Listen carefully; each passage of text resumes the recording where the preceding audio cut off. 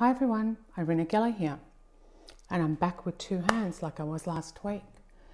So today I want to talk to you about the effect of food on your mood. A lot of people think that food just affects your waistline. You know, if you eat more calories, less calories, you will put on weight or you will lose weight. But what about taking a slightly different perspective and looking at the foods that you eat in regards to your mood? Because let's face it, when you're in a good mood, you are more likely to be productive, you're more likely to be focused, and you are more likely to be motivated. And who doesn't want that?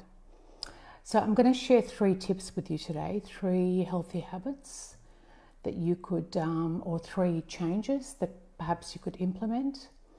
So change number 1 is avoid packaged food and processed food. And the reason is, hi Esther, how are you? The reason is because processed and packaged foods disrupts the good bacteria in your gut. And did you know that 90% of serotonin is actually made in your gut? And that's your good mood hormone. Okay, so tip number 2, eat your fruit and veggies whole. Don't juice them because you want the fiber for regular bowel movements and for good gut bacteria as well. And tip number three is to replace unrefined grains with wild rice. Oh, thank you. It's actually at top. But thanks, lovely.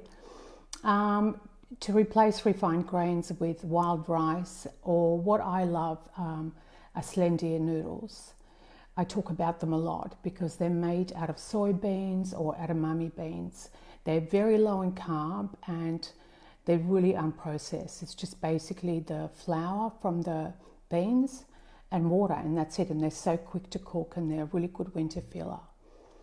So write these down and perhaps even just pick one. I mean, which one of these, could you implement? Please comment below. I'd love to know your feedback. And if you want to get your eating back on track, then let's chat. I'll include the link below. Otherwise, have a beautiful weekend and a great start to next week. And here's to good mood.